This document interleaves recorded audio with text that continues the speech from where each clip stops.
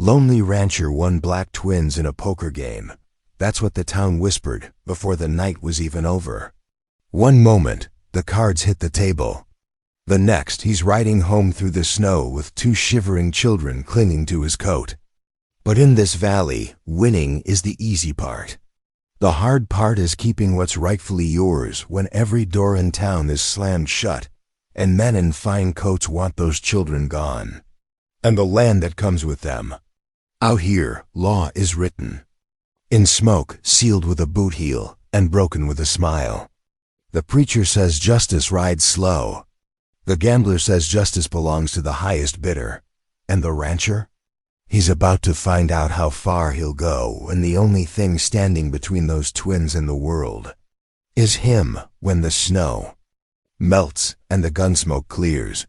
Who'll be left standing and who'll be forgotten in the drift? This channel isn't just about stories. It's about holding on to what still matters. Empathy, truth, love, and the courage to care. The Silver Spur Saloon hummed with rough voices and the clink of glasses. Tobacco smoke hung thick near the pressed tin ceiling, swirling in the yellow lamplight. Luke Braddock sat alone at a scarred wooden table in the corner, his calloused hands wrapped around a tin cup of coffee that had long since gone cold. His weather-worn face remained impassive as he watched the usual Friday night crowd grow louder with each passing hour. Another round. Silas Baird's voice boomed across the room. The gambler's silk vest gleamed as he dealt cards with practiced flourishes. His table was crowded with men eager to try their luck. Though Luke noticed most walked away with lighter pockets, Luke preferred his quiet corner, where he could observe without drawing attention. He'd stopped in only to warm up before the long ride home, but something about tonight felt different. Maybe it was the bitter wind rattling the windows, or the way Silas seemed more reckless than usual, his laugh a shade too loud. A movement near the door caught Luke's eye. Two small figures huddled there, a boy and girl who couldn't have been more than 8 years old. Their worn coats hung loose on thin frames, and their faces were pale with cold and fear.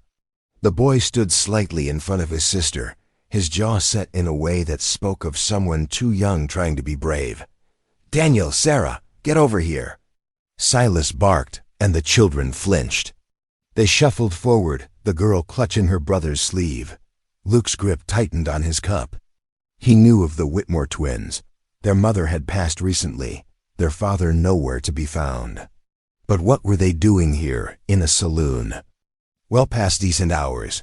"One last hand, gentlemen," Silas announced, spreading his arms wide. And to make it interesting, he grabbed Sarah's shoulder, making her stumble forward. "I'm putting these two into the pot." A shocked murmur rippled through the room. Even the most hardened gamblers shifted uncomfortably in their chairs. The twins stood frozen, Daniel's small fists clenched at his sides. "You can't bet children, Silas," someone muttered. "I've got papers making me their guardian," Silas shot back, pulling out a folded document. "Won't do me any good if I can't feed them. Might as well see if someone else wants the burden." Luke's chair scraped against the wooden floor as he stood. The room grew quiet as he walked to Silas's table, his spurs ringing with each deliberate step. "I'll play," Luke said, his voice low but carrying in the sudden silence. He pulled out a chair and sat, never taking his eyes off Silas's smirking face. "Well, well, the hermit joins us," Silas drawled. "Ante up, Braddock." Luke reached into his coat and counted out coins. The cards were dealt, and the betting began.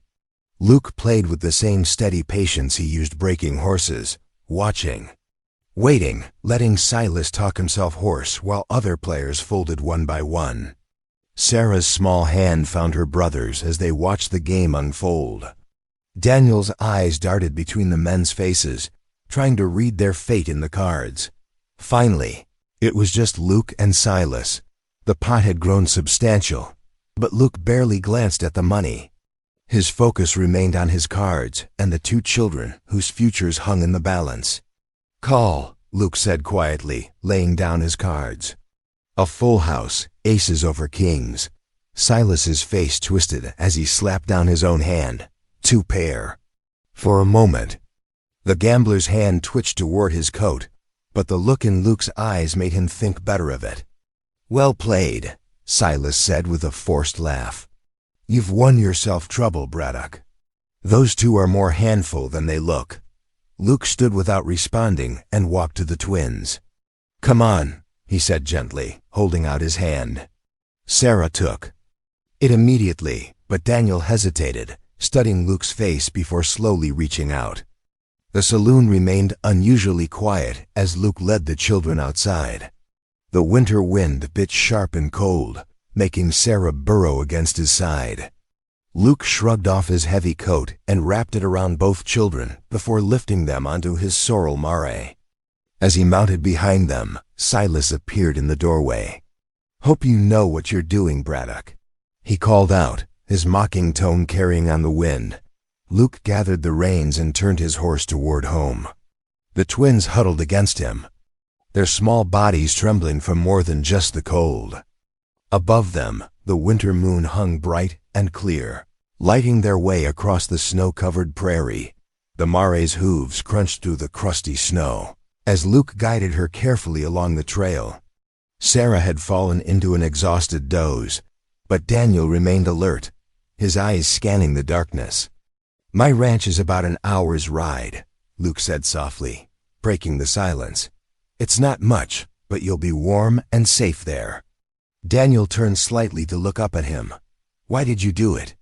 he asked, his voice barely above a whisper. Luke was quiet for a moment, considering his answer. "Because no child should be treated like property," he finally said.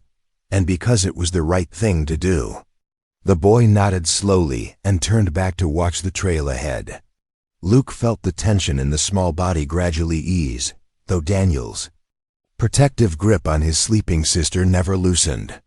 The winter wind carried the lonely cry of a coyote across the prairie, but Luke's thoughts were already turning to practical matters: the spare room that would need cleaning, extra blankets to find, food to prepare. It had been 10 years since his house had held anyone but himself. He wasn't sure he remembered how to care for a family, but looking down at the 2 children huddled in his coat, he knew he had to try. The winter wind whipped across the open prairie, stealing what little warmth remained in Luke's bones. Without his coat, which now wrapped the twins, the cold cut straight through his wool shirt. His sorrel mare picked her way carefully along the frozen trail, hooves crunching in the crusty snow. The children hadn't spoken since they'd left town. Sarah dozed fitfully against his chest, but Daniel remained rigid, his small frame alert despite the late hour. Every few minutes, the boy would twist around to peer back toward town, as if expecting pursuit. "Ain't nobody following us," Luke said softly, his breath clouding in the frigid air. Daniel didn't respond, but his shoulders relaxed slightly. The moon cast long shadows by the time Luke's ranch house came into view. It wasn't much, a simple log structure with a tin roof and a stone chimney, but it was solid and well maintained. A thin wisp of smoke rose from the chimney, though Luke knew the fire would be nothing but embers by now. He dismounted stiffly, helping the children down before leading his mare to the barn. Daniel insisted on carrying his sleeping sister, though she was nearly as big as he was. Luke watched the boy struggle but didn't interfere, recognizing the need to feel useful. Inside the house, the hearth held only cold ashes. Luke quickly set about building a new fire while the twins huddled together on his old wooden bench. The flames caught slowly, but soon enough warmth began to spread through the single room. "Got some stew left from supper," Luke said, moving to the iron pot hanging in the kitchen corner. "It ain't much, but it's better than nothing." He ladled the thick beef and potato stew into tin bowls, setting them on the table with some hard bread. Sarah woke at the smell of food and began eating immediately, but Daniel just stared at his bowl. "Thank you, sir," the boy finally murmured, picking up his spoon with careful movements. Luke busied himself laying out bedrolls near the fire, giving the children space to eat. His mind turned to practical matters. The Denver orphanage was A 3-day ride, and winter travel with children would be slow. They'd need warmer clothes, proper boots. A rooster's crow pulled Luke from troubled sleep just before dawn. He'd given the children his bed and spent the night in his chair, watching the fire and thinking. The twins still slept soundly as he pulled on his boots and headed out to tend to the morning chores.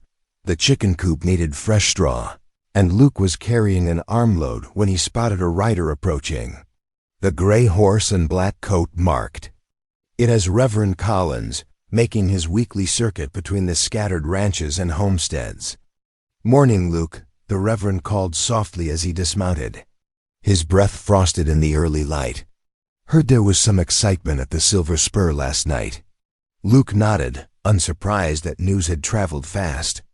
"Come in for coffee," he said, leading the way inside. The twins stirred at their entrance, but quickly pretended sleep again. Luke set water to boil while Reverend Collins settled his lanky frame into a chair. "Word's already reached the county board," the Reverend said. Once Luke had poured them each a cup of strong coffee. "They're questioning your claim to the children." Luke's hands tightened around his cup. "Ain't making any claim. Planning to take them to the Denver orphanage soon as weather permits. Without legal guardianship papers, they'll remove them before you get the chance." The Reverend leaned forward, his voice gentle but urgent.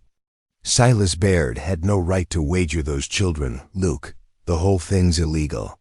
The board's talking about sending them to the territorial orphanage in Wyoming instead." Luke glanced at the bed where the twins lay. 2 pairs of eyes quickly squeezed shut, but he knew they were listening to every word. "What would you have me do?" Luke asked. "I'm no fit guardian for children. Been alone too long." Before Reverend Collins could answer, Sarah slipped from the bed and padded across the floor in her stockinged feet. Her small hand found Luke's arm, clutching it with surprising strength. "Mama told me you'd find us," she whispered, her eyes bright with unshed tears. "Before she went to heaven, she said a good man would come. She promised." Luke stared down at the child, his throat tight. "Sarah, I don't reckon your mama meant." "She did," Sarah insisted. "She said we'd know him by his kindness." Her grip tightened. "Please don't send us away." Daniel had joined his sister, standing slightly behind her with the same determined set. To his jaw Luke had noticed in the saloon.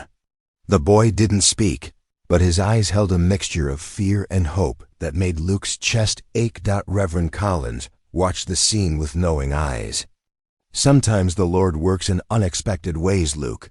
These children need someone who'll do right by them." Luke ran a rough hand over his face. 10 years of solitude stretched behind him, 10 years of carefully ordered days and quiet nights. Taking on 2 children would change everything. "I can only promise to see things through proper," he finally said, meeting Sarah's anxious gaze. "We'll sort this out legal-like, with the county board and whoever else needs consulting." It wasn't much of a promise, but Sarah's face lit up as if he'd offered her the moon. Even Daniel's shoulders relaxed slightly, though the boy's watchful expression remained. Reverend Collins nodded approvingly. "I'll speak to Judge Wilson about starting the guardianship papers," he said, rising to leave. "In the meantime, keep them close to home. Less chance for questions that way." Luke walked the Reverend to his horse, the morning sun now painting the snow-covered prairie in shades of gold and rose. "I ain't sure I'm doing right by them," he admitted as the older man mounted. "The Lord rarely gives us certainty, Luke," Reverend Collins replied. "Just opportunities to do what's right. Those children have already lost one family. They don't need to lose another chance at one." Luke rose before dawn to prepare for the journey into town. The twins helped with morning chores, Daniel proving surprisingly capable with the chickens, while Sarah carefully folded the extra quilts they'd need for the cold wagon ride. Their eagerness to help tugged at something in Luke's chest he thought had died years ago. "Reckon we'd better get moving," Luke said, adjusting the horses' harnesses. "It's a good 4 hours to town in this weather." The morning sun cast long Shadows across the snow-packed yard as Luke helped the children into the wagon bed. He tucked thick quilts around them, making sure not an inch of cold air could reach them. Sarah's small face peered out from the nest of blankets, her breath making tiny clouds in the frigid air. "Mighty cozy back here," she said, offering him a smile that reminded him painfully of someone else's child. Long ago, the wagon wheels creaked and groaned over the frozen ruts. Luke kept the team at a steady pace, mindful of the precious cargo behind him. Every few minutes he glanced back to check on the twins. They remained huddled together under the quilts, occasionally whispering to each other in the way only siblings can. The sun climbed higher as they approached town, but the cold barely lifted. Luke's fingers were stiff on the reins by the time they pulled up to the hitching post outside the courthouse. The building loomed before them, its red brick facade somehow more imposing than usual. "You two wait here," Luke said, helping the children down. He positioned them on a bench just inside the courthouse door, where it was warmer. "I won't be long." Clerk Jennings barely looked up when Luke entered his office, continuing to scratch away with his pen. The man's wire-rimmed spectacles caught the weak winter sunlight streaming through the dirty window. "Heard about your acquisition at the Silver Spur," Jennings said finally, still not meeting Luke's eyes. "Quite irregular, wouldn't you say?" "Need to make it regular," Luke replied, keeping his voice even. "Whatever papers are necessary for temporary guardianship." Now Jennings did look up, his thin lips curving in what might have been a smile. "Temporary, you say? Interesting choice of words." He shuffled through some papers on his desk. "Of course, there's the matter of their inheritance to consider." Luke's shoulders tensed. "Inheritance?" "Oh my, yes." Jennings leaned back in his chair, clearly enjoying himself. Their late mother owned a rather valuable piece of property. Small plot, but right on the river, perfect for certain developments some parties have been considering. The implications hung in the air like smoke. Luke thought of Silas's smirk in the saloon, the way he'd thrown the children into that pot as if he'd known exactly what he was doing. "What exactly do I need for guardianship?" Luke asked, keeping his voice steady. "Judges. Appointment, naturally. Character references. Proof you can provide for them." Jennings adjusted his spectacles. "Though I should warn you, there are other interested parties. More established citizens who might be better suited." Luke's jaw tightened. "Those children aren't property to be traded." "Everything's property to someone, Mr. Braddock." Jennings turned back to his papers. "Good day to you." The general store bell jangled as Luke entered, the twins trailing behind him. He needed supplies, proper winter clothes for the children, food, lamp oil. The usual friendly atmosphere of Tompkins' store had turned cold as ice. Mrs. Tompkins, who normally chatted with every customer, suddenly found her inventory ledger fascinating. Two ranchers by the seed bin stopped talking the moment Luke walked past. "Bringing trouble," one muttered, just loud enough to hear. Luke focused on gathering what they needed, keeping the twins close. Daniel helped carry packages while Sarah clutched a small paper bag containing penny candy. Luke had insisted on buying them. The silence in the store grew heavier with each item he added to their pile. Outside, Luke was loading the wagon when he felt a gentle touch on his arm.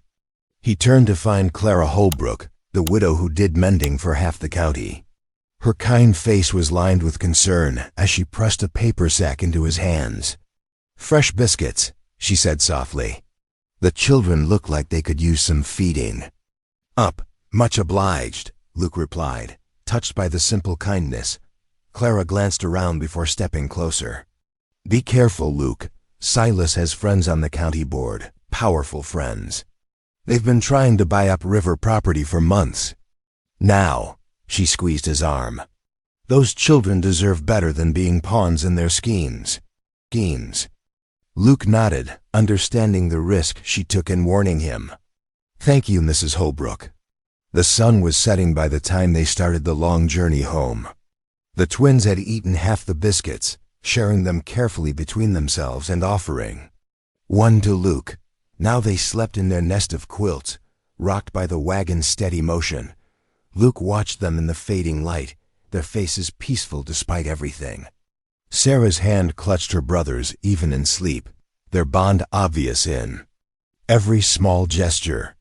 The thought of them being separated, sent to different orphanages or handed over to whoever offered the highest price, made his chest tight with an unfamiliar anger. The moon rose over the prairie as Luke considered his options. He could search for their father, but that would take time during which the county board might act. The territorial orphanage in Wyoming was no place for children who'd already lost so much. And now, knowing about their inheritance, he understood the vultures would circle until they got what they wanted. As the wagon rolled up to his ranch house, Luke made no firm decisions. But watching Daniel carry his sleeping sister inside, something shifted in his heart.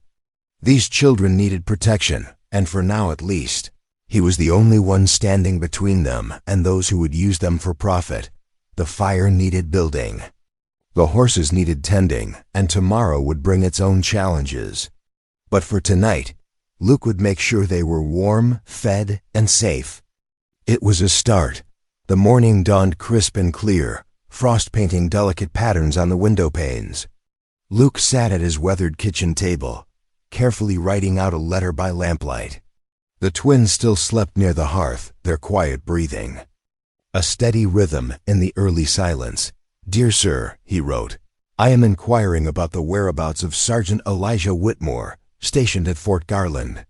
His children, Daniel and Sarah, are currently in my care. Luke paused, choosing his words carefully. The scratch of his pen seemed loud in the quiet house. He detailed the circumstances as plainly as he could, leaving out the poker game, but emphasizing the children's safety and well-being. Daniel stirred first, rubbing sleep from his eyes. "What are you writing, Mr. Braddock?" "Letter to Fort Garland," Luke replied, folding the paper carefully.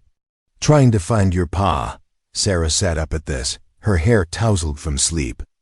"Do you think they'll know where he is?" "Worth asking," Luke said gently, not wanting to raise false hopes. "Now how about some breakfast before we head to town?" The ride to the post office took nearly an hour. Luke lifted Sarah onto the wagon seat beside him, while Daniel insisted on riding in the back with the supply barrels. The boy had grown more confident in the past days. Luke noticed Dot at the telegraph office. The operator quoted a steep fee for sending the message to Fort Garland. Luke paid without complaint, knowing every day that passed put the twins at greater risk. While in town, he loaded the wagon with extra supplies, flour, sugar, coffee, and salt pork. Winter in Colorado took no prisoners, and he meant to be prepared. "Reckon we ought to get some warmer clothes for you two as well," Luke said, steering them toward the general store. He ignored the suspicious glances from townsfolk as he helped the children pick out thick wool socks and sturdy boots. Back at the ranch, Daniel shadowed Luke as he started the afternoon chores. The boy watched intently as Luke demonstrated how to carry armloads of firewood without dropping pieces. "Like this?" Daniel asked, carefully balancing a small stack. "Just right," Luke nodded, surprised by the boy's determination. "Mind the ice." By the door, they worked together, Luke showing Daniel how to scatter feed for the chickens and check the water troughs for ice. The boy took to each task eagerly, as if trying to prove his worth. Clara Holbrook arrived mid-morning, bringing a basket of fresh bread and her sewing kit. Sarah's face lit up at the sight of the widow, and soon the two were settled at the kitchen table, Clara patiently teaching the girl how to mend one of Luke's worn shirts. "Small stitches, dear," Clara instructed, guiding Sarah's hands. "That's the way. Your mama taught you well." Luke watched from the doorway as Sarah beamed at the praise, her needle moving more confidently. Something warm settled in his chest at the sight of the girl. Learning from Clara's gentle guidance, The afternoon turned bitter cold as Luke worked on mending the north pasture fence. Wind whistled through the prairie grass, carrying the promise of snow. He was hammering the last post when something caught his eye, a piece of paper nailed to the barn door. Fluttering in the wind, Luke approached carefully, years of frontier life having taught him caution. The note was crude, written in harsh strokes. Send them away or lose more than cattle. His hand tightened on the hammer as he read the words again. The threat was clear enough, and knowing what he did about the twins' inheritance, he had a good idea who might be behind it. He tore the note down, tucking it into his coat pocket. That evening, Luke cleaned his Winchester rifle with extra care, checking the action and making sure it was loaded. He positioned it near his bedroll within easy reach, though he hoped he wouldn't need it. The twins watched him with worried eyes as they helped Clara set the table for supper. "Everything all right, Mr. Braddock?" Daniel asked, his voice small. "Just fine," Luke assured him, forcing a smile. "Just being careful is all." After supper, Clara departed with a worried glance at Luke.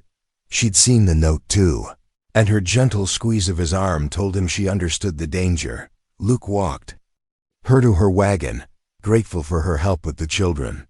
"Be careful, Luke," she whispered. "Those men won't stop easily when there's money involved." "I know," he replied quietly. "Much obliged for your help today." Inside, Luke found the twins already in their bedrolls, but their eyes were wide and watchful. The threat of the note had cast a shadow over the evening, despite his attempts to keep things normal. "How about a story?" he offered, settling into his chair by the fire. "Did I ever tell you about the first snow I saw on these mountains?" The children shook their heads, scooting closer to listen. Luke began the tale, describing how the peaks turned white overnight, how the morning sun made the snow gleam like diamonds. He told them about the elk moving down from the high country, and how the whole world seemed to hold its breath before winter truly arrived. As he spoke, the tension slowly left their small faces. Sarah's eyes grew heavy, and even Daniel's worried expression softened. By the time Luke finished his story, both children were smiling sleepily. "Rest now," he said softly, tucking the blankets around them. "Tomorrow's another day." Luke sat up long after they fell asleep, watching the fire and listening to the wind. His rifle stayed close, but his thoughts turned to prayer, for protection, for guidance, and for a peaceful way through what was coming. The twins' steady breathing eventually mixed with the crackle of the fire, a reminder of what he was now fighting to protect. 2 days passed like molasses in winter, each hour stretching long as Luke waited for word from Fort Garland. The morning sun had barely cleared the mountains when he hitched up the wagon for another trip to town. Frost crunched under the wheels as they rolled down the rutted road. Daniel and Sarah huddled under quilts in the back. "Might be news today," Luke said, over his shoulder, trying to keep his voice steady. The children had asked about their father every morning. Hope and worry mixed in their young faces. The telegraph office sat quiet when they arrived, a thin curl of smoke rising from its chimney. Luke helped the twins down, their boots leaving small prints in the dusty snow. Inside, the operator looked up from his clicking machine, a half-smile crossing his weathered face. "Been expecting you, Braddock," he said, reaching for a yellow paper. "This came through last night." Luke's hands were steady as he unfolded the telegram, but his heart thundered in his chest. The twins pressed close, trying to read the message. Themselves, Sergeant Whitmore Livestoke returning from patrol duty, stop arrival 3 weeks, Stopford Garland command. He's alive. Sarah whispered, her small fingers clutching Luke's coat. "Papa's really coming?" Luke nodded, relief washing through him like a spring thaw. 3 weeks, little ones. "Your pa's coming home." Daniel's eyes shone with unshed tears. "Can we show him the corral, the one we've been fixing?" "Course we can," Luke assured him, ruffling the boy's hair. "Reckon he'll want to see everything you've learned." The ride home felt lighter, despite the gathering clouds promising more snow. Sarah chattered about teaching her father to make the bread Clara had shown her, while Daniel listed all the ranch tasks he wanted to demonstrate. "Papa always said I was good with tools," Daniel said proudly. "Wait till he sees how I can fix the gate latches now."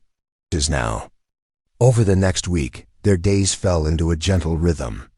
Mornings began with chores: feeding chickens, checking stock, hauling wood. Luke watched with quiet pride as Daniel mastered each new task, his confidence growing steady as a young oak. After lunch, they gathered around the kitchen table for lessons.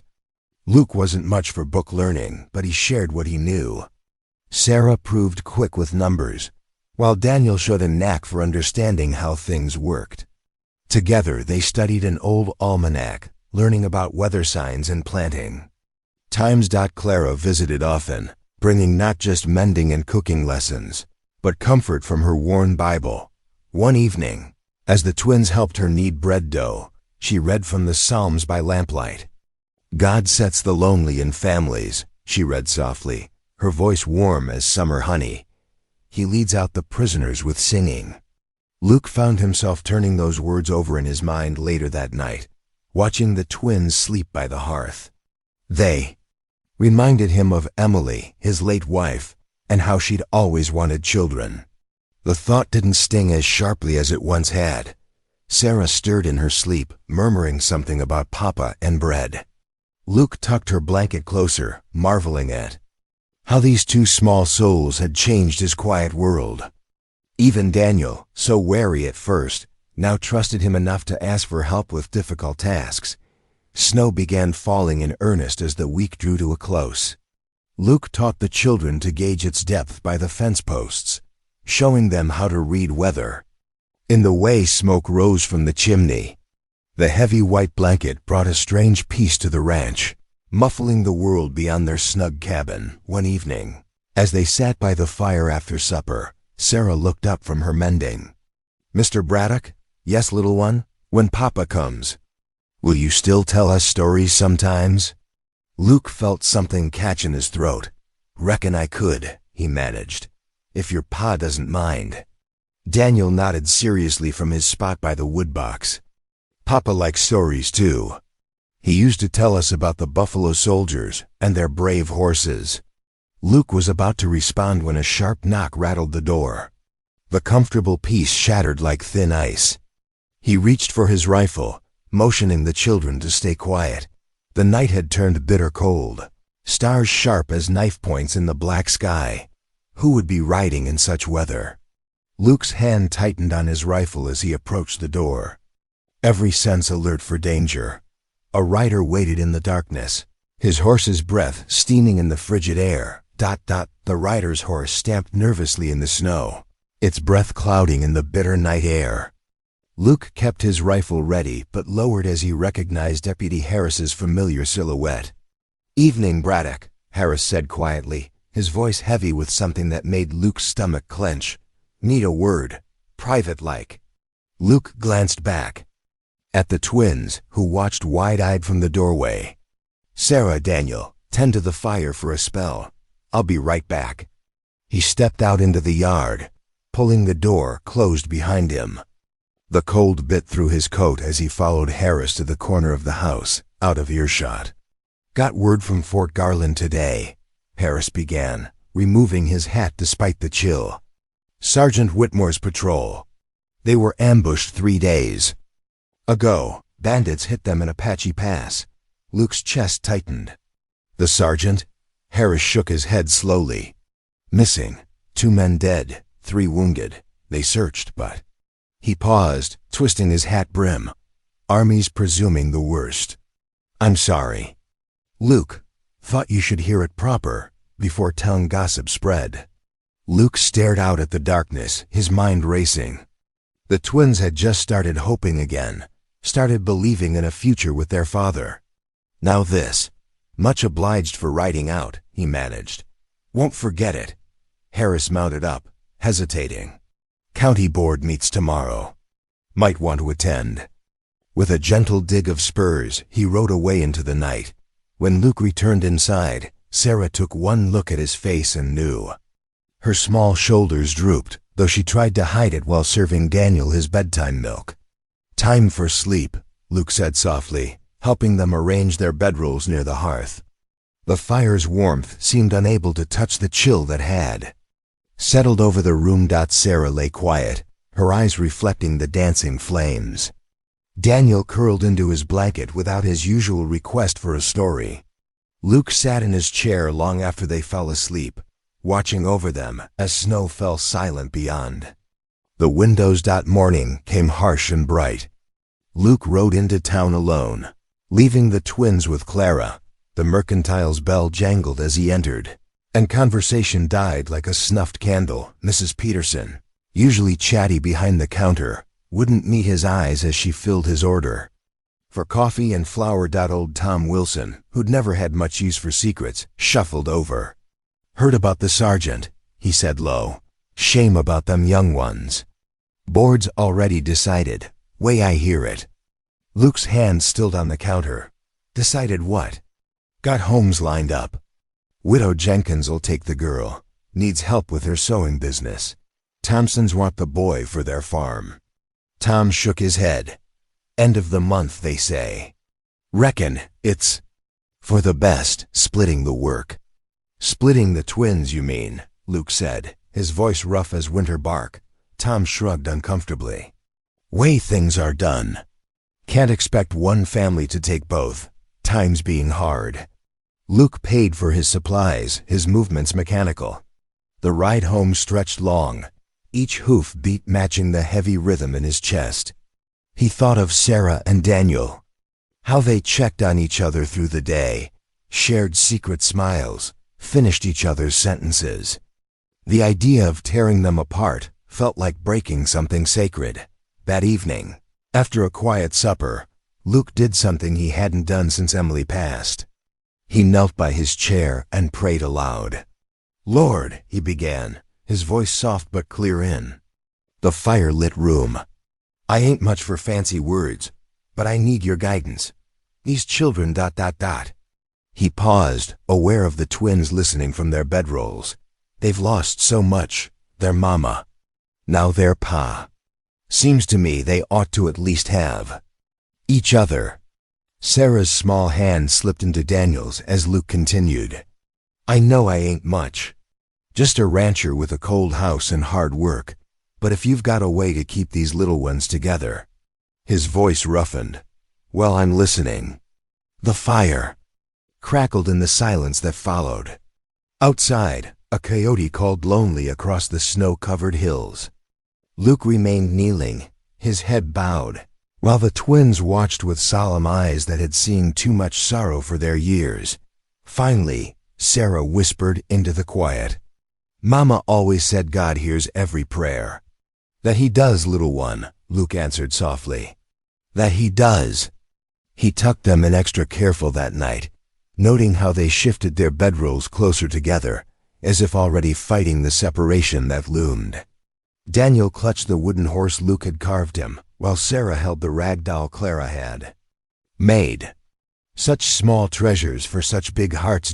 As Luke banked the fire for the night, he couldn't help but remember Emily's last words. "Don't let your heart grow cold, Luke Braddock. God ain't finished with you yet." Morning brought a heavy blanket of snow, falling in thick, gentle flakes that muffled the world. Luke watched through frosted window panes as the white curtain draped itself over fence posts and wagon wheels. The twins sat at the table, sharing a piece of cornbread and whispering about building a snowman later. The crunch of approaching footsteps made Luke reach for his rifle, but it was only Clara Holbrook, wrapped in her thick shawl and carrying a covered pot that steamed in the cold air. Luke opened the door quickly, letting her stamp the snow from her boots.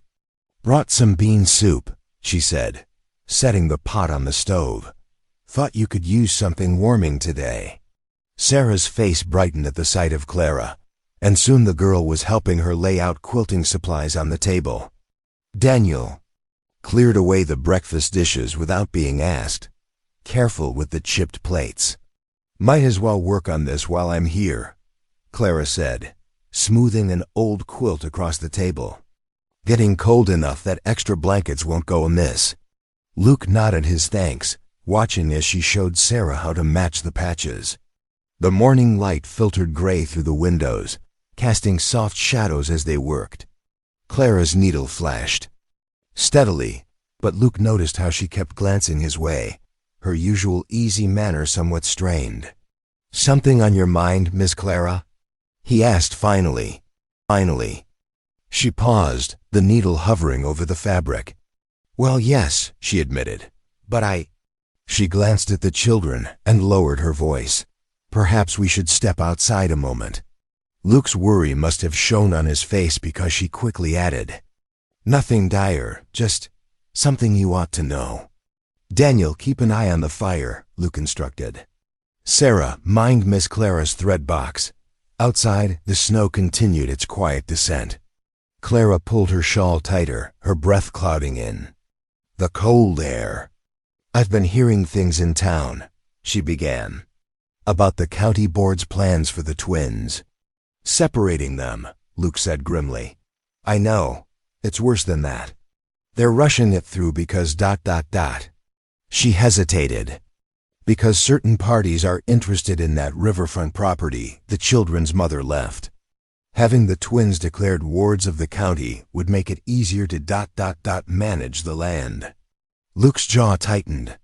"Manage meaning sell it off cheap." "To friends of the board?" Clara nodded. "I should have said something sooner, but I wanted to be sure." "Luke, if there was a will ... A will?" The words sparked something in his memory, the clerk's odd manner, the whispered conversations. If their mother left clear instructions about the children's guardianship, it would trump the county's authority. But you'd need to find it before. "The board meets next week." Luke looked back at the house where Sarah and Daniel's shapes moved behind the frosted windows.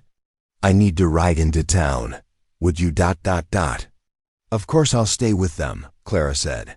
"Go talk to Reverend Collins. He might know something. He visited their mother near the end."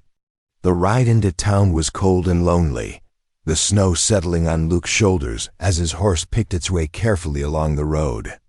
The church stood silent, its small bell coated in white, but smoke rose from the parsonage chimney. "Reverend Collins," answered Luke's knock promptly, ushering him in from the cold. The preacher's study was warm, lined with books and smelling of pipe tobacco and leather. "I've been expecting you," Collins said, pouring coffee into a tin cup. "Heard about the board's plans." Luke wrapped his cold hands around the cup. "Clara thinks finding the mother's will might help." "Did she ever mention one to you?" The Reverend settled into his chair, thoughtful. Mary Whitmore was a careful woman. She knew her time was short, and she had those children to think about. He reached for his pipe, tamping it slowly. "She did mention papers she'd prepared, but I never saw them myself. Said she'd put them somewhere safe. Any idea where?" "She was staying with the Petersons when she passed." "Might start there, though most of her things went to storage after." Collins puffed his pipe alight. "Luke, even if you find it, the board won't take kindly to being challenged." "Don't see as I have much choice," Luke said quietly. "Can't let them separate those kids." The Reverend studied him over the pipe smoke. "You've changed since they came to you." Luke didn't answer, but his thoughts went to the morning prayers with the twins, to Daniel's careful way with the animals, to Sarah's smile when she mastered a new task. The ride home seemed longer, the snow falling harder now. Luke's mind turned over possibilities. Where would a dying mother hide important papers? What if they couldn't find them in time? He was so lost in thought that he almost missed it, the barn door standing slightly ajar when he knew he'd latched it that morning. Luke drew his rifle, approaching cautiously. Inside, nothing seemed disturbed at first, until he noticed the feed sack torn open, grain scattered across the floor. Boot prints led from the door to the storage area and back, larger than his own. Luke followed the tracks outside. They led toward the creek before disappearing under fresh snow. Someone had been watching, waiting for him to leave. The thought chilled him more than the weather. That evening, after the twins were settled in their bedrolls, Luke filled the big brass lantern and set it in the window. Its steady light reached out across the snow-covered yard, a silent warning. To whoever had left those tracks, this home was guarded. These children protected. Sarah stirred in her sleep, murmuring something about her mother. Daniel's hand crept out of his blanket to find his sisters, even in sleep keeping that connection. Luke added wood to the fire and settled in his chair, rifle across his knees, to watch through the night. The lantern flame flickered steadily, casting warm light across the snow outside, while inside, the fire's glow touched the sleeping children's faces. Luke thought about Mary Whitmore, a mother trying to protect her children even after she was gone. Somewhere those papers waited to be found. Tomorrow he would begin searching in earnest. For now he kept his vigil as the snow continued falling, turning the world white and clean, covering the tracks that marked an intruder's passing but not, erasing the threat they represented. The morning sun cast long shadows across the ranch house floor as Luke pulled another dusty trunk from beneath his bed. He sneezed, wiping cobwebs from the brass latch. Inside lay familiar items, old letters from his wife, a tin-type photograph, worn leather gloves, but nothing that might have belonged to the Whitmore family. Found anything, Daniel? Luke called up to the barn loft. Daniel's small face appeared at the edge. Just some old horse blankets and empty grain sacks, Mr. Luke. The boy had been methodically searching the upper storage area since breakfast, careful not to disturb the neat hay bales. Sarah's voice drifted from the kitchen. I've checked all the shelves again. Everything's neat now, but there's no papers hidden anywhere. Luke stood, stretching his back. The house seemed smaller with 3 people searching every corner. Empty drawers hung open, cupboard doors gaped wide, and still no sign of any legal documents. He knew Silas might have kept something when the twins' mother passed, but so far the search had yielded nothing but dust and disappointment. The creak of wagon wheels announced Clara's arrival. She appeared in the doorway, holding a cloth-covered basket that filled the house with the smell of fresh-baked bread. Thought you could all use something warm, she said, setting the basket on the table. Been searching all morning? Sarah hurried over to help uncover the bread. Since sunrise. Daniel still checking the barn loft. Luke called Daniel in from the cold, and soon they were all seated around the table. Clara cut thick slices of the still warm bread, spreading them with butter and honey. The simple meal felt like a feast after hours of searching. How go things in town? Luke asked, noting the worried crease between Clara's eyes. She glanced at the twins, then back to Luke. The board's set to meet Tuesday next. They're moving faster than usual on this matter. Luke nodded grimly. Less than a week to find proof of the mother's wishes before the county tried to separate the children. Sarah's hand found Daniel's under the table, a gesture that didn't escape Luke's notice. Clara seemed to be struggling with something, her fingers twisting her apron hem. The late afternoon light through the window caught the silver in her hair as she finally spoke. I need to tell you something, she said quietly, about my Thomas before he passed. Luke set down his coffee cup, giving her his full attention. The twins watched too, sensing the gravity in her tone. 3 years ago, just before Mary Whitmore took ill, she came to see Thomas, Clara continued. She had an envelope legal papers, she said. Asked him to keep it safe until it was needed. She swallowed hard. Thomas. He knew things about certain people in town. Things that made him cautious about holding such papers. What happened to the envelope? Luke asked softly. He never delivered it as promised. Said it was safer if powerful folks didn't know he had it. Clara's voice dropped lower. Before he died, he told me he'd hidden it somewhere in our house. I've looked, but ... Gooks. You think it might be the will? Luke leaned forward. Clara nodded. Mary was worried about the children's future.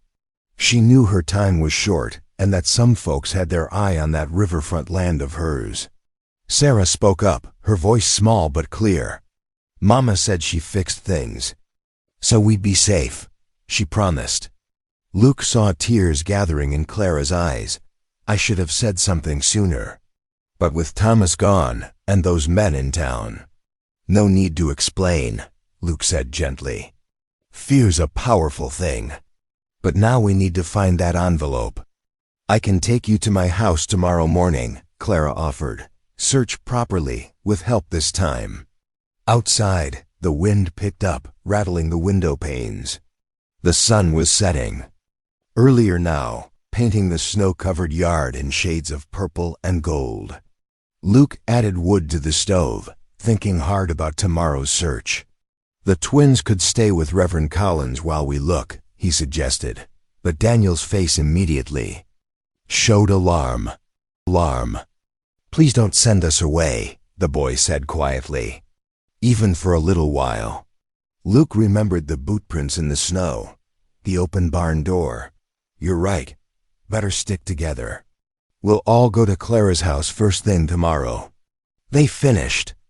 The bread as darkness settled outside. Clara gathered her shawl to leave, promising to have coffee ready when they arrived in the morning. Luke walked her to her wagon, scanning the shadows out of habit. Back inside, he helped the twins prepare for bed, banking the fire to last through the night. The wind continued to rise, and somewhere in the distance, a coyote's cry echoed across the frozen pasture. The sound carried a wild urgency that matched the tightness in Luke's chest. Time was running short. Sarah and Daniel huddled in their bedrolls near the hearth, whispering their nightly prayers. Luke settled into his chair, rifle within reach, listening to the wind and watching the flames dance. Tomorrow they would search Clara's house and maybe finally find the proof they needed to keep this small family together. The coyote called again, closer now, its voice carrying across the snow-covered land. Luke touched the rifle's stock, more for reassurance than protection. Come morning, they would begin another search, this one with more purpose and hope than today's had held. But for now, the night stretched ahead, full of wild sounds and waiting. Dawn painted the eastern sky in pale rose when Luke stepped out onto his frost-covered porch. His breath clouded in the bitter air as he hitched the team to the wagon, checking each buckle with careful fingers. The twins huddled by the door in their warmest coats, sharing a quilted blanket against the morning chill. Hold tight to the seat when we're moving, Luke instructed, helping them climb aboard. Roads'll be slick with ice. They nodded solemnly, pressed together for warmth. Luke clicked to the horses, and the wagon wheels creaked into motion, cutting fresh tracks in the crusty snow. The journey to Clara's house stretched longer than usual, the team picking their way carefully over frozen ruts that could snap an axle if taken too fast. The sun had barely cleared the horizon when they reached Clara's neat white house on the edge of town. She waited on her porch, a shawl pulled tight around her shoulders, and hurried down to meet them. Come in quickly, she said, ushering them toward the door. I've got coffee brewing, and the stove's warm. Inside, the twins settled near the heat while Clara led Luke to her bedroom. A wooden chest stood in one corner, its brass fittings gleaming dully in the morning light. Clara's hands trembled slightly as she worked the key into the lock. Thomas kept his important papers here, she explained, lifting the heavy lid. I've looked before, but maybe with fresh eyes. Together they sorted through bundles of letters, old ledgers, and faded photographs. Luke noticed how carefully Clara handled each item, as if touching memories of her late husband. Near the bottom, wrapped in a piece of muslin, lay a thick envelope. The paper had yellowed with age, but the writing was still clear. Sergeant Elijah Whitmore, in a feminine hand. Mary's writing, Clara whispered, passing it to Luke. I remember the day she brought it. Luke broke the seal carefully. Inside, several pages of legal paper rustled as he unfolded them. The first bore an official stamp in formal language about last wills and testaments. As he read, his heart lifted. Here was everything they needed. The will named Sergeant Whitmore as the children's guardian and confirmed their inheritance of the riverside property. A floorboard creaked in the hallway. Luke looked up to see Silas Baird filling the doorway, his gambler's smile fixed in place. "Well now, ain't this a neighborly gathering?" Silas drawled, touching the brim of his hat. "Miss Clara Braddock." Luke slipped the papers into his coat, keeping his movements casual. "Silas, bit early for social calls." "Oh, I always make time for friends." Silas's eyes flickered to Luke's coat pocket, then back to his face. "Especially when they're being so industrious." Clara stepped forward, her chin lifted. "I think you should leave now, Mr. Baird. This is my home." "Of course, ma'am." "Wouldn't dream of imposing." Silas backed away, still smiling. "Just passing by, you understand. Good day to you all." When his footsteps faded, Clara sagged against the chest. He saw the papers. "He'll tell the others." "Then we'd best not waste time," Luke said, helping her up. "Let's get you to the wagon." They found the twins exactly where they'd left them, watching with wide eyes as Luke helped Clara with her shawl. Outside, Silas was nowhere in sight, but Luke felt exposed as he handed Clara up into the wagon.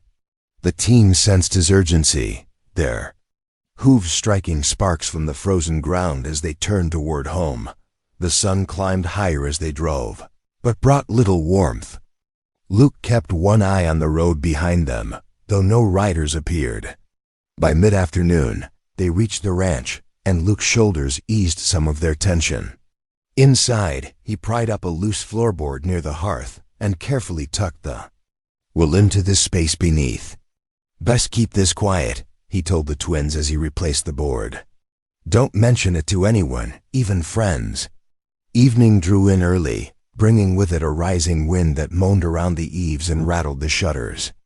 Luke added extra logs to the fire, trying to chase away the growing chill. As the twins prepared for bed, he knelt by the hearth, hands clasped. "Lord," he prayed softly, "give us time to reach the courthouse. Keep these little ones safe until justice can be done." The wind howled louder, as if in answer, and somewhere in the darkness, a shutter banged against the wall. Luke rose to secure it, pausing at the window to scan the yard.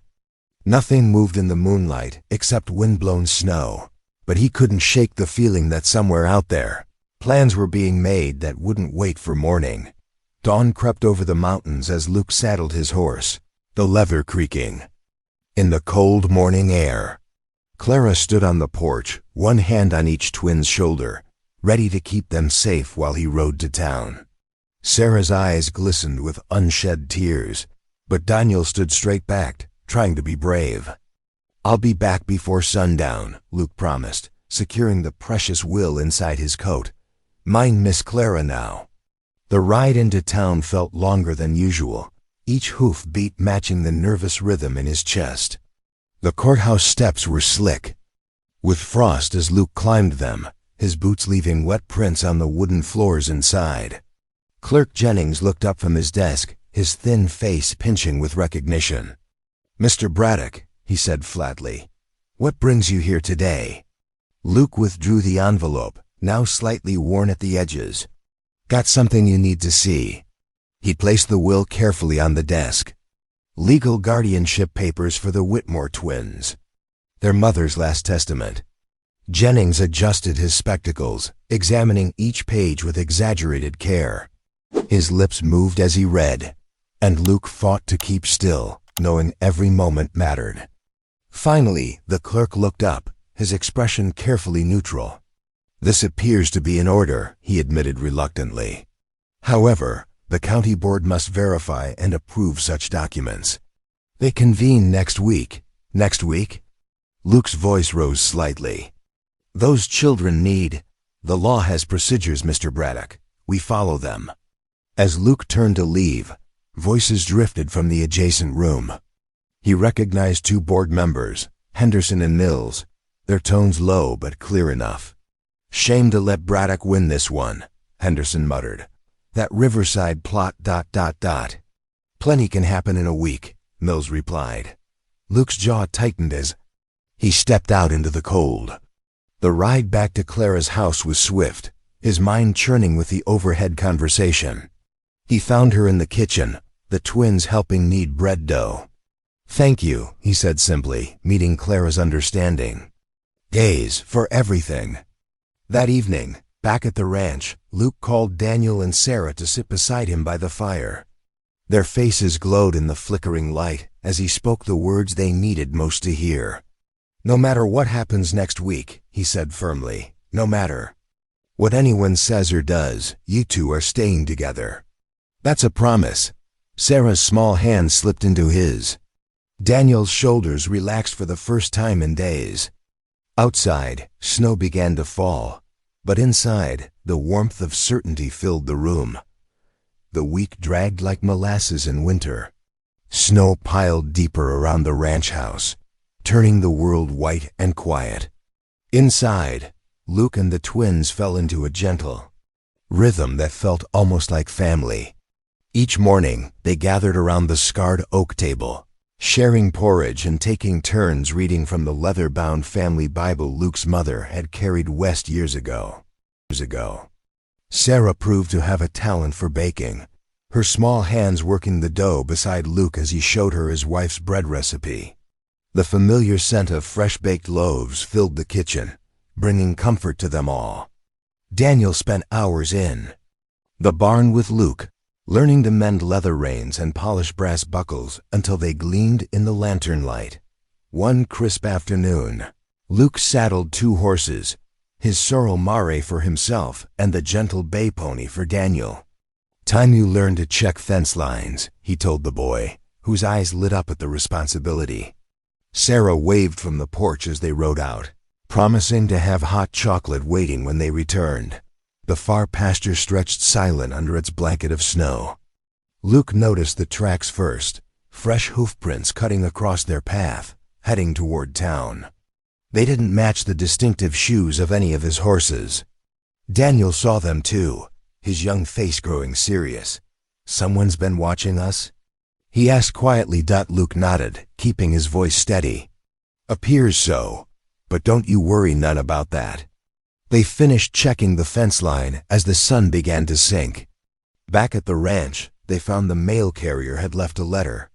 Luke recognized the Fort Garland seal and tucked it away until after the children were asleep. By lamplight, he read the message twice. It wasn't from Elijah himself, but from Private James Cooper, who had served alongside him. The words made Luke's heart pound.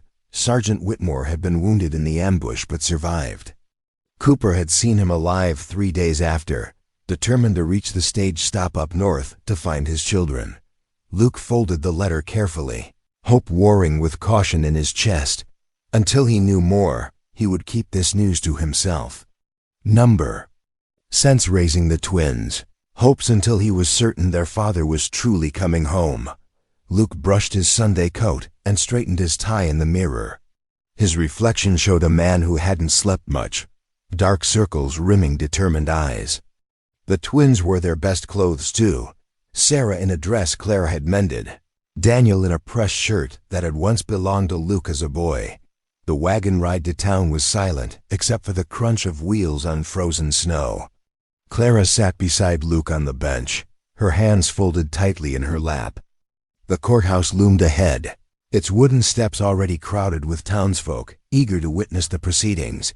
Inside the stuffy meeting room, Silas lounged against the back wall, a smirk playing at his lips. When the board chairman called for discussion on the will, Silas stepped forward. That paper could have been written by anyone, he drawled. Convenient how it just appeared, ain't it? Clara rose slowly from her seat, her voice carrying clear and strong. I was there when Mary Whitmore made me promise to keep that will safe. She knew some men value land more than children's lives. Her eyes swept the room. You all knew Mary. Are you going to dishonor her last wishes because of prejudice? The silence stretched thick as molasses. Finally, the chairman cleared his throat and called for a vote. 5 hands raised in favor, 2 against. Luke had won guardianship. They stepped out into the bright winter morning, Luke's heart lighter than it had been in weeks. Then he saw him, a tall figure in a dusty uniform, favoring his left leg as he crossed the street. Sergeant Elijah Whitmore was alive. Sarah and Daniel froze for a moment, staring at their father in disbelief. Then they burst forward with cries of "Papa!" that echoed across the street. Elijah dropped to one knee, gathering them both in his arms. Tears carved clean trails down his dust-covered cheeks as he held them tight. "My babies," he whispered, voice rough with emotion. "I promised I'd come back." At the boarding house, Mrs. Peterson served fresh coffee, while Elijah explained how bandits had ambushed his patrol. Shot in the leg, he'd crawled to a homesteader's cabin. Fever had kept him there for weeks until he could travel. "Mr. Braddock," Elijah said, meeting Luke's eyes across the table, "I can't thank you enough for protecting my children." He paused, hands wrapped around his coffee cup. "I've been thinking. That ranch of yours, it's a lot for one man. What if we partnered? The twins could have their father and keep the only home they've known these past months." Luke felt something warm unfold in his chest, hope, maybe, or belonging. "Reckon we could make that work," he said quietly. That night, back at the ranch, Luke watched from the doorway as Elijah tucked the twins into their beds. For the first time since that fateful poker game, they fell asleep without fear, their father keeping watch nearby. The ranch house glowed like a beacon against the deepening winter night. Inside, warmth radiated from the crackling hearth where Luke had stacked fresh pine logs. The scent of Clara's cinnamon bread mingled with the rich aroma of coffee and stew. Luke and Elijah worked together as if they'd known each other for years, not weeks. Their routine had settled into something comfortable, mending tack, feeding stock, checking fences. The twins flourished under their shared care. Daniel shadowed them during chores, while Sarah helped Clara with cooking and sewing. On Christmas Eve, lanterns lined the porch steps, welcoming folks who'd once whispered about trouble. Mrs. Peterson brought her famous apple pie. The Hendersons arrived with caroling books. Even Clerk Jennings stepped through the door, hat in hand, offering a shy smile and a sack of peppermint sticks for the children. The small parlor filled with the sound of friendly chatter. Clara arranged evergreen boughs on the mantel while Sarah proudly showed off her new quilting stitches. Daniel demonstrated to the visiting children how he could now rope a fence post, just like his father and Luke had taught him. When supper time came, they gathered around tables pushed together, borrowed chairs squeezed tight. Luke stood, throat tight with emotion, and bowed his head. "Lord," he began, voice steady and clear, "we thank you for unexpected blessings, for bringing this family together under your grace, for neighbors becoming friends and strangers becoming kin. Through the frost-touched windows, snow fell in. Gentle waves, each flake catching the lamplight like a tiny star. The white blanket settled over the ranch, over the land that had once known only one man's solitude, but now held the warmth of a family, bound by choice, strengthened by courage, and united in faith. If today's story echoed in your heart, I hope you'll stay. Subscribe, and I'll be here again tomorrow with another quiet story full of the kind of love that lasts.